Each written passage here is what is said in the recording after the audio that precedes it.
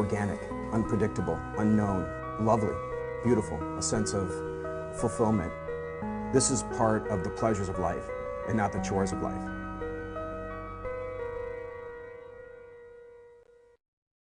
Coming up tonight on Daily Iowan TV. Today is the day we honor Martin Luther King Jr. for his fight for civil rights for African Americans and to put an end to racism, and how his legacy is still being carried out today, 30 years later.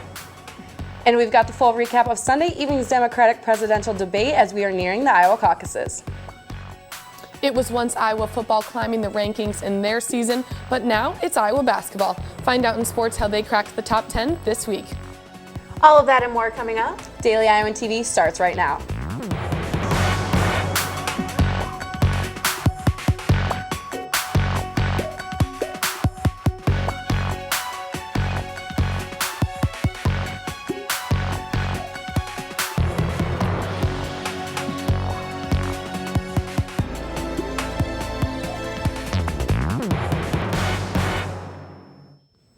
Good evening and thanks for joining us. I'm Alana Neal. And I'm Nikki Crossway.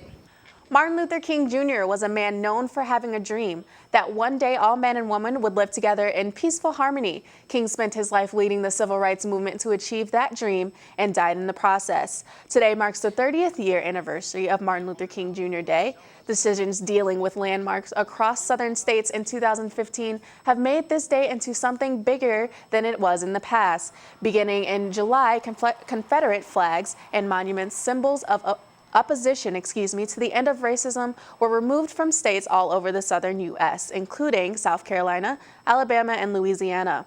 Rallies across the country were held today in honor of King's and to continue his legacy as the fight for racial equality continues on long after his death. One organization's MLK Day celebration drew a crowd of over 300 people. Daily Iowan TV's Bradley Martin has the story.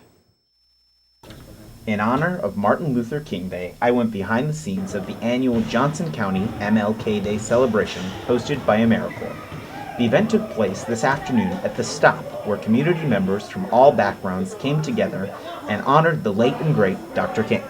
Activities included free food, a community give-back project, and youth awards.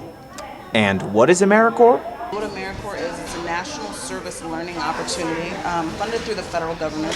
What happens is they put AmeriCorps members into different service positions with people that are low income. Next, I spoke with Joshua Thomas from Horn Elementary. Josh is a longtime attendee of AmeriCorps events like the MLK celebration we saw today. I got up there and a bunch of my classmates and we all got awards, and then we ate food and then played basketball and football. During this AmeriCorps event, they wanted to engage more than just the youth African American community. Honored and recognize outstanding youth in our community, as well as organizations and agencies that work with youth in the community. You can find more on AmeriCorps at www.nationalservice.gov. For Daily Iowan TV, Bradley Martin. As the presidential race continues to heat up, Sunday's Democratic debate featured what seemed to be Hillary Clinton and Bernie Sanders' most passionate matchup yet. The two candidates hit on key topics including financial policy, healthcare, and foreign policy. But it was gun control that took the main stage in Charleston as Clinton acknowledged Sanders voting in favor of the NRA. Yet Sanders proposed legislation denying gun manufacturers legal immunity. Clinton also addressed questions talking about her husband's role in the administration, saying, quote, "You bet I'm going to ask for his ideas," end quote. Martin O'Malley had trouble asserting himself in the conversation as the two Democratic frontrunners kept the conversation moving all night. The Iowa caucus begins on February 1st. Reports from officials say Moroccan police have arrested a man in connection with the Islamic State directly linked with the terrorists of the Paris attack in November of 2015. The man originally had only been identified through the initials JA and was reportedly of Moroccan descent, but born in Belgium. A Belgian official later reported the man's name is Jalel Attar. Attar was believed to have spent time in Syria for training with Islamic State leaders, including the organizer of the attack in Paris that left 130 people dead. According to officials, Attar was captured on Friday near Casablanca after traveling through multiple European countries. Attar had been previously convicted in Belgium for relations with the terrorist group. Officials say there is at least one attacker still yet to be found. With this being our first show of the semester, we are going to take a look back at what you missed over the break. Between presidential debates and the Powerball mania, there was a lot to talk about. Daily Iowan TV's Keaton Fuller has the story. As we began 2016, colorful presidential debates from both the Democratic and GOP parties saw Bernie Sanders and Donald Trump building momentum, while Hillary Clinton and Ben Carson were thought to be losing their hold on the election. Powerball mania had people scrambling for tickets as the jackpot reached $1.5 billion and was finally won by parties in Tennessee, Florida, and California. The University of Iowa put a ban on hoverboards in dorms, dining halls, and apartments due to growing safety concerns. Iowa City is currently reconsidering making the ride-sharing service Uber available to residents. The soonest it is expected to hit Iowa City is March, and that depends on the updating of various ordinances. At the box office, Star Wars quickly became the third highest-grossing movie of all time, virtually dominating the box office for weeks after its release. And finally, musical icon David Bowie and legendary actor Alan Rickman both passed away at the age of 69, leaving behind incredible bodies of work to be enjoyed by generations to come. Keaton Fuller, Daily Iowan TV. Well, you can definitely tell it's January now and the winter is in full effect. That wind chill is no joke. It's definitely not. With classes starting this week, it's going to be rough walking to class. Let's find out what's in store this week with Taylor in the weather studio. You guys are absolutely right. It's freezing outside. Today was beyond freezing as we dipped well into the negatives for the entire day with temps hitting such low degrees. Students back on campus should be aware of frostbite. When temperatures dip below 10 degrees, frostbite can occur anywhere from 30 to just 5 minutes. Exposed areas of the skin such as the fingers, toes, nose, ears, cheeks, and chin are the most vulnerable. As we head into the start of classes this winter, Daily Iowan TV encourages all students walking to class to be aware of the possibility of frostbite and to cover the skin as much as possible when going outdoors. Looking at Tuesday morning, temperatures are going to continue to be below freezing, so bundle up on your way to class and avoid staying outside for long periods of time. As the day rolls along, the temperature will go up to nearly a whopping 14 degrees, along with partly cloudy skies, and heading into the evening, expect the temperature to stay right in the mid-teens along with some snow throughout the evening. Taking a look at our forecast for the rest of the week, Wednesday we are expecting the temperatures to warm up to a high of 26 degrees with partly cloudy skies. Expect Thursday and Friday to be much the same with highs in the low 30s and upper 20s for both of those days. With the weekend will come warmer weather as we are expecting a high of 35 degrees on Saturday with clouds in the skies and a surprising high of 39 on Sunday. So as you can tell, the temperature will be warming up. Just have to get past this cold. But that's it for me in the weather studio. Back to you guys at the desk. An unidentified police officer from Cedar Rapids was injured during a domestic violence call on Sunday evening. The officer responded to the call and was speaking to a suspect on the scene when he reportedly struck the officer in the head, knocking him unconscious. The officer was later treated at Mercy Medical Center and is reportedly in good condition. The suspect, identified as Nathan Brox, continued to struggle with the remaining officers after being tased. Brox was arrested on charges of 2 counts of assault with injury on a police officer, 2 counts of interference with officials act with injury, domestic abuse, assault causing bodily injury, criminal mischief, and theft. Well, over break, we saw Iowa men's basketball collect their best start since 1997. Yes, that's right, 5-0 in Big Ten conference play, and a big part of that is junior Peter Jock. The Des Moines native helped Iowa defeat Michigan on Sunday afternoon and earned Big Ten Player of the Week. Hannah Thompson is standing by in our sports studio. Hannah, this team is looking incredible in the midst of Big Ten play. Thanks, ladies. They absolutely are, and still a long way to go this season. And that's true for all of college hoops, as it was an interesting past week in the hardwood. There were 16 losses by the top 25 teams. Here's a quick look at who those teams were. And as you can see, Big Ten competitor Michigan State suffered 2 losses in conference play, one coming from Wisconsin Sunday and from Iowa last week. After dominating Michigan State on their home court, Iowa came back to Carver Hawkeye Arena looking to keep their win streak alive against Michigan on Sunday. Jordan Maloney and Taylor Brooks were courtside for that 11-point victory. With Sunday's win over Michigan, the Iowa men's basketball team remains undefeated in Big Ten play so far this season. And their newfound success can be summarized in one word: momentum.